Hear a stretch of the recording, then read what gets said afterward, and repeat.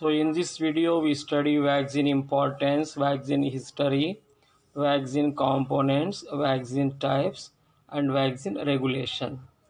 Vaccinology is the study of vaccines. Vaccination is the safest way to protect against diseases. $1 invested in immunization will fetch $16 in healthcare savings, so more economic productivity will be there. Bacterial meningitis, 99% reduction in the incidence of bacterial meningitis has been reported. 1.5 million children still die annually from vaccine preventable diseases. It is always best to get vaccinated even when you think the risk of infection is low. If we stop vaccination, deadly diseases will recur. First eradicated disease in the world is a smallpox. Nearly eradicated ones are polio, measles, and tetanus. All these things are possible because of a vaccine: smallpox, polio, and this one is measles and tetanus diseases. Deaths of 20 to 60% of infected adults, deaths of 80% of infected children occurred due to smallpox. When smallpox was finally eradicated in 1979, it had already killed an estimated 300 to 500 million people. If a vaccine were not invented, so we can guess how many deaths might have occurred and what would be the fate of the human race. So next, animal disease which was totally eradicated through vaccine is rinderpest. A very dangerous disease was eradicated totally from the world because of vaccination. Vaccines are one of the oldest known medical treatments, older than antibiotics or anesthesia. So once again there is a lot of importance for vaccine.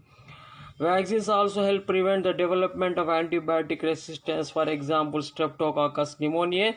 These days, antibiotic resistance is one of the biggest problems. This can be prevented by using this antibiotic resistance, can be overcome by using vaccines. Adverse reactions, vaccination in the vaccination has a less adverse shows a less adverse reactions when compared to other children's medications. Flu vaccination cut the threat of flu associated death for children by 51%. We can reduce other kinds of flu by 51%. Measles vaccine prevents 1 million deaths every year. If a vast majority of people are vaccinated, herd immunity occurs. We know what is meant by herd immunity. This kind of herd immunity. So this is a very important to get rid of even coronavirus totally from this world. So vaccines have given so much importance in this world.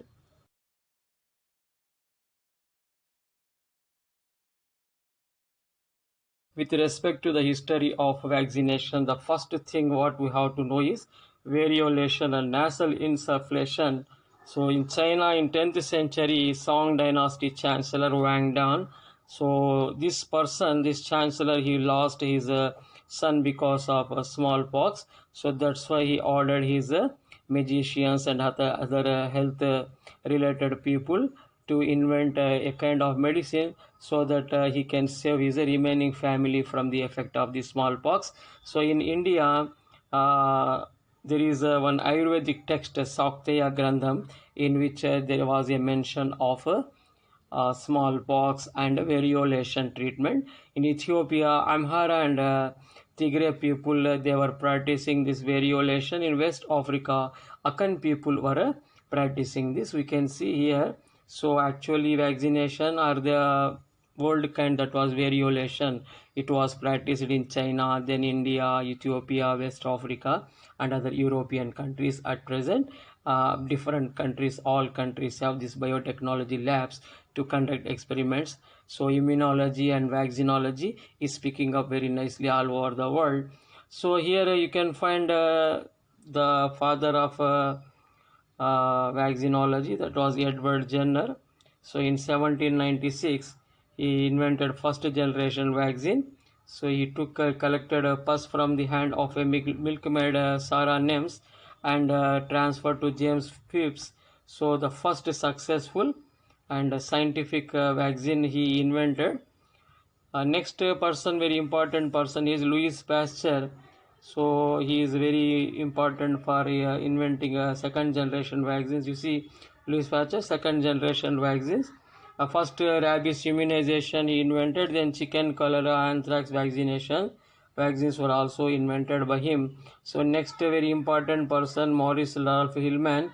So he invented about 40 vaccines and 8 vaccine schedules. The most important diseases were measles, mumps, hepatitis A and B, chicken pox, meningitis, pneumonia, Haemophilus influenzae. So a very important person in the invention of vaccines in the modern era. Next one, Comet and Guerin, these two scientists, they invented this BCG vaccine. BCG vaccine, see, live Mycobacterium tuberculosis, a modified strain of Mycobacterium. They prepared the vaccine. We call it as BCG. B means Bacillus, C means Comet, G means Guerin.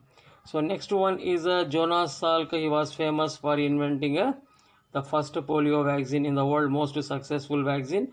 So IPV we call inactivated polio vaccine. So intravenous injection was prepared from that. So next one, Albert Sabin, he made oral polio vaccine, OPV. So live attenuated vaccine. The difference between Sabin's vaccine and IPV vaccine was that in this kind, Jonas Salk, he put dead virus in the vaccine, whereas Albert Sabin put a live virus.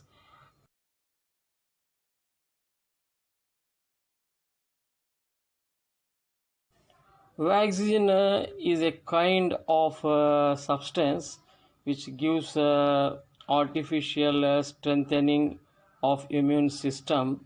So vaccine, actually vaccination means inoculation. So inoculation is of two kinds. That is, one is variolation and second one is vaccination. Variolation was the ancient method of inoculation. So vaccination is a new method. So here inoculation means giving some antigen or antibodies into the body to provide immunity. Next one is a Chinese variolation or insufflation, means blowing smallpox scabs up the nostrils. In the picture you can see. So a person he has collected smallpox scabs or a dry wounded part and made it into powder and blowing it through a pipe so that that healthy person can get immunity against that disease.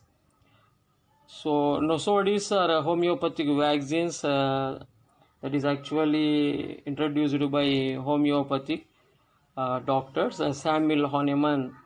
And nosodis means here bacteria, different viruses, tissue, and are collected from the infected. But like this, from pustules they collect the germ or material, they make it into powder and introduce it into the patient. So most vaccines have less than a few milligrams of infected material. So actually vaccine consists of the essential substance that is called immunogen. Immunogen means any substance that creates immunity in the patients. So immunogen will be there. So how the vaccines work, you can see every vaccine has a immunogens. That immunogens are nothing but antigens. The antigens stimulate the body to produce antibodies. Those antibodies kill the germs. So in this we can see immunogens, antigens stimulate the body to produce antibodies. Antibodies kill the germs. In the next one, World Health Organization, WHO has licensed vaccines, about 25 kinds of licensed vaccines. There are 14 vaccines routinely recommended in current vaccine schedules. There are 14 vaccines, so in a worldwide. Vaccination is the administration of a vaccine, just giving in the form of injection or oral liquid drops. We call it as a vaccination. So vaccine failure also may occur, infection after vaccination occur due to different reasons. So that is called idiosyncratic response. So non-responders to vaccines, in those patients no generation of antibodies will be there because of their age or because of any chronic diseases. So multiple strains of the germs may also cause this idiosyncratic response. So in idiosyncrasy, a patient cannot develop antibodies for that kind of patients. So adjuvants will be added to the vaccines. So they are immune response boosters. It is actually given to older people 50 to 75 years age and up. So if they have a weak immunity, so for they stimulate antigens to produce lot of antibodies and get protection from the infection. Next one, side effects of vaccines will be there. Some may get a fever, pain around the injection site and muscle legs. The mild symptoms will be there.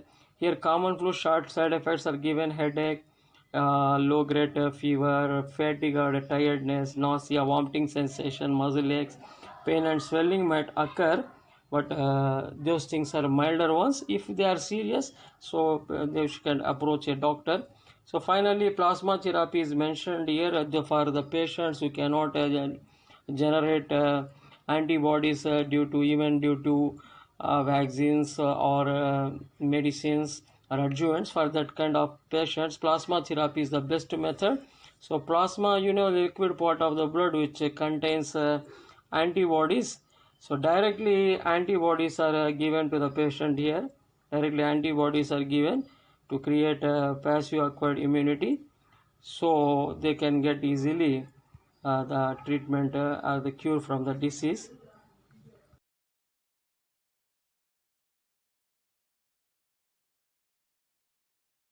So we have studied about importance of vaccines, what are the different historical aspects of vaccines, and then what are the different components of vaccines. Now we have to see what are the different types of vaccines. So vaccines are basically first generation, second generation and third generation vaccines. So three generations of vaccines are there. So first generation, in the first generation kind of vaccines, whole organism, whole bacterium, whole virus particle is taken as an immunogen in a vaccine. Whereas in the second generation, they have seen that in the first generation there are some problems. So this heat killed virus or that heat killed bacterium might not have been killed perfectly, so they may again become activated and they may cause diseases in with respect to patients. So they may become activated. That's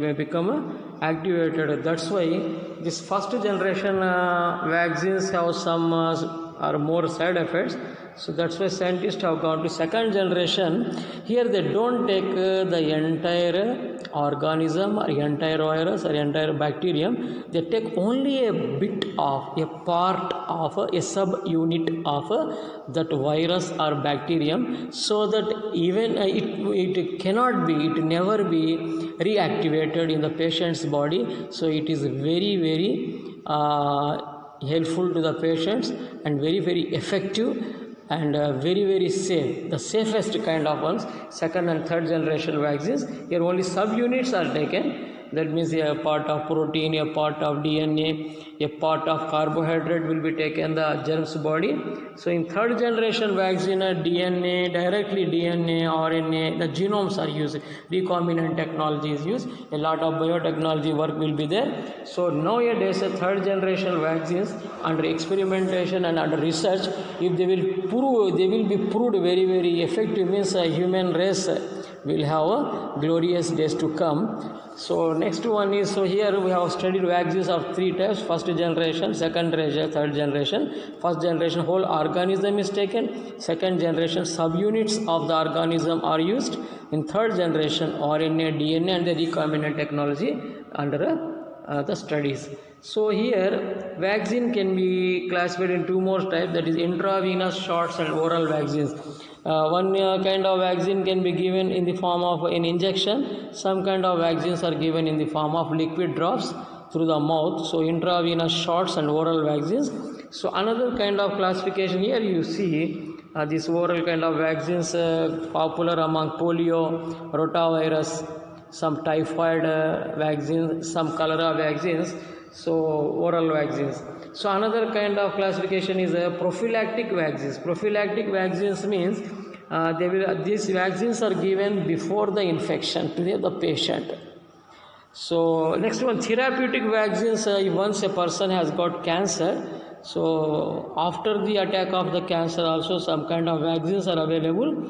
So that vaccine is given, that we call as therapeutic vaccines. So vaccine may be prophylactic before infection, therapeutic after infection. So prevention is better than cure. That principle is used in prophylactic vaccines. Prevention is better than cure. So next one, another classification, monovalent vaccine and multivalent vaccine. Monovalent means, mono means a singular. A single antigen or single microorganism will be there in the vaccine. If one vaccine is given, that only one disease will be stopped from infection. In the case of a multivalent or a polyvalent vaccine, two or more microorganisms are used. For example, DPT and MMR. So what is meant by DPT? You know, DPT means diphtheria, P means pertussis, T means tetanus.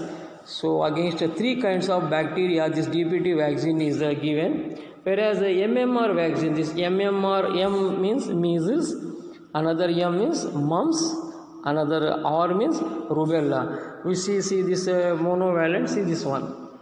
Multivalent or polyvalent, measles, mumps, rubella vaccine, that is MMR vaccine. MMR vaccine. So another kind is another vaccine you can see, DPT vaccine. This DPT means diphtheria, pertussis and tetanus. So this vaccine, these two kinds of vaccines are examples for multivalent, polyvalent vaccine. So monovalent, single organism, multivalent, different organisms or different strains of the same organism also can be used. So next one is another kind of vaccine is there, we call it as a heterologous or a Jennerian vaccines. So here pathogens of other animals are used. For example, smallpox is given. Smallpox vaccine was prepared from a cowpox. Cowpox infects cows or cattle. So different kind of animals. Cowpox virus particles are used to prevent smallpox in human beings. In the case of BCG vaccine, Bacillus calmette-guerin TB vaccine, less virulent strain of bacterium used to prepare PCG. From BCG, less virulent strain from animals. So from other animals also we take virus particles or bacterial cells and we give to the healthy people to avoid future infections. For tuberculosis, BCG vaccine was made like this. For smallpox also, vaccine was made from animals or cattle. So heterologous or a Jennerian vaccine. Homologous we have already seen, from the human beings itself virus or bacteria will be collected and given to the healthy people. From unhealthy people they collect and give to the healthy people. Whereas in the case of heterologous vaccines, they collect the particles and cells from animals and give to human beings. So next one, toxoid vaccines are there. Toxoid vaccines are mostly against bacteria. Toxoid, because bacteria they produce toxins in the human body. So those toxoids will train the WBC to fight against the similar kind of bacterium. So inactivated toxic compounds are collected from the unhealthy people. And for example, tetanus vaccine and diphtheria vaccine have been made. This is actually diphtheria, so this one you can see the swelling in the cheek region, that is indication of diphtheria, whooping cough. Tetanus, whenever some injury occurs, so tetanus bacterium may infect the patient and through that wound that tetanus bacterium will enter and cause very severe symptoms.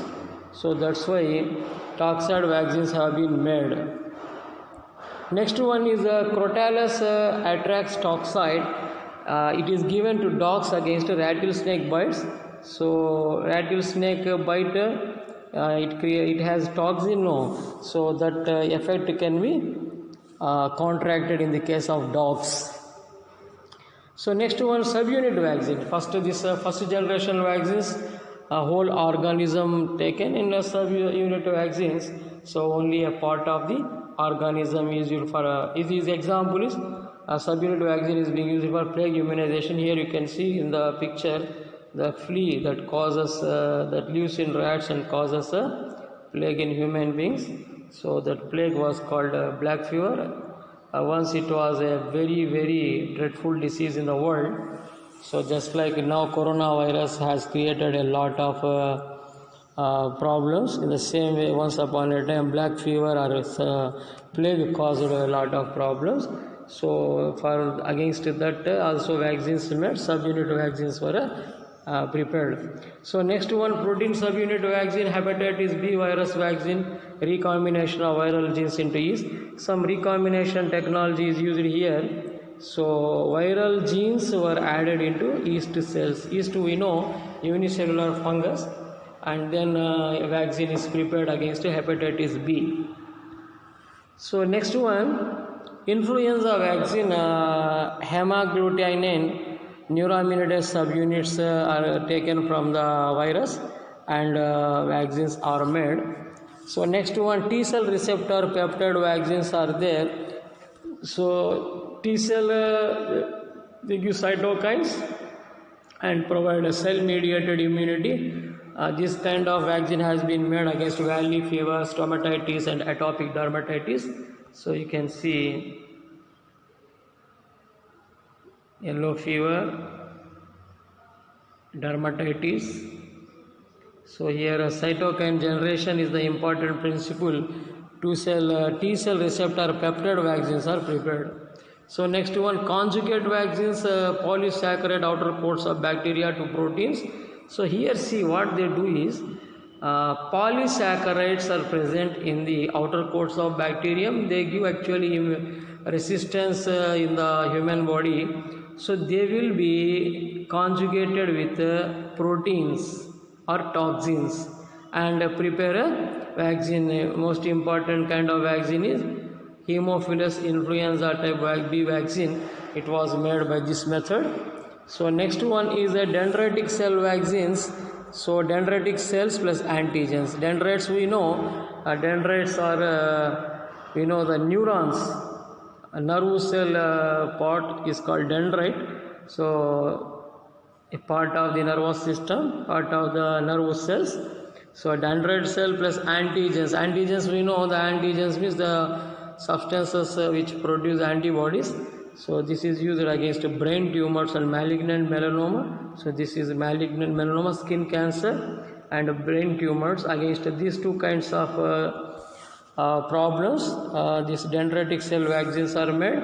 So next one, edible algae vaccine. Edible algae, we know different kinds of eatable algae are there. They are available in seas, and into that they added a VLP vaccines. VLP means virus like particle vaccines.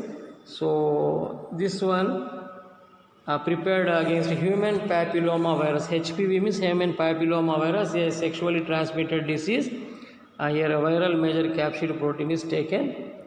This is the disease, HPV disease. Against that viral disease, edible algae vaccine has been made. So in the same way, most advanced one, that is a malarial vaccine, we call it as RTS or S/AS01 RTS vaccine, malaria vaccine. So most dangerous malarial agent, that is Plasmodium falciparum. The Plasmodium, most virulent germ, the deadliest malaria parasite, against which this vaccine developed. Here R stands for a central repeat region of Plasmodium falciparum circumsporosite protein is taken. T stands for T cell epitopes of the CSP. So S stands for hepatitis B surface antigen. This is also a kind of conjugated vaccine. So very recent advancement in vaccine development. Next one is a DNA vaccine. In 2016 itself, a DNA vaccine for the Zika virus was developed. So this is also threatening human population Zika virus, where children are born with undeveloped, you see here, with less developed head region. So this Zika virus attacks pregnant ladies and the fetus inside, so against which also a given vaccine has been made, and a lot of research is still going on. So next one, RNA vaccine, you can see here lipid nanoparticles are made for COVID-19 pandemic. This is being tried a lot and it is being proved giving very positive results. So RNA coding. So RNA vaccine has been made against so all eyes, billions of people in the world now, they put their eyes on biotechnology labs for the COVID-19 vaccine. We will be very much thankful to the scientists who have been doing a lot of research day and night to save the humanity against this deadly coronavirus. So next one, recombinant vector vaccines also are coming up. Physiology of one microorganism is combined with the DNA of another microorganism. For example, recombinant vesicular stomatitis virus, Zeri Ebola virus. That is Ebola, also a very, very dangerous disease we found in this Congo region of African continent, against which this vaccine RVSV, ZB vaccine has been made. So lot of positive researchers are going on in making this kind of recombinant technology. They use it in biotechnology labs. So they use plasmids and lot of biotechnology that will be discussed in some other video. So next one, synthetic vaccines are there. Here synthetic peptides, carbohydrates, antigens, they are made in the laboratory to make different kinds of so like this here, recombinant viral vectors, here recombinant bacterial vectors from this DNA, next recombinant subunits, synthetic peptides. They collect subunits from organisms and they synthesize it so that they will be suitable as effective vaccines against humankind, against infections in humankind.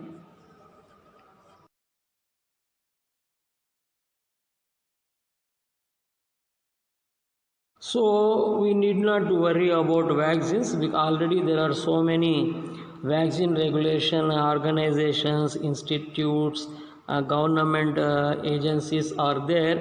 After testing, after the proof, only they release vaccines into the world. For example, international certificate of vaccination or prophylaxis, this is compulsory for every vaccine that is given by World Health Organization. World Health Organization will give that. So next one is especially in the case of United States of America, FDA is there. FDA means Food and Drug Administration, under which Center for Biologics Evaluation Research is there, CBER. That CBER is responsible for release of vaccines in USA. So there are so many regulatory bodies. So we need not do. Next, vaccine safety net is there. It is online. Global network is there of vaccine safety websites. It is also certified by WBC. It is a website, vaccine safety website. This website should be certified by WHO. So vaccine safety net, it is a global network, So this is also very important in regulating the release of vaccines, production of vaccines and supply of vaccines. So next one is vaccine court is there in the United States of America, very interesting thing. So vaccine code in United States, compensation for alleged injuries. If any patient, if any person gets some injury because of any vaccine, he will get a monetary compensation. And see, National Vaccine Injury Compensation Program is there. So for that, one separate vaccine code is also there. So people need not to worry about vaccines. Vaccines we have already, as we have discussed, the safest way of controlling and curing different kinds of diseases. I hope you have understood this topic very well. So next one, don't forget to subscribe my Share Knowledge Now video channel, and also you press like button. Please make your comments or feedback in the comment box, and so that the future videos can be improved in different ways. Thank you very much for watching this video.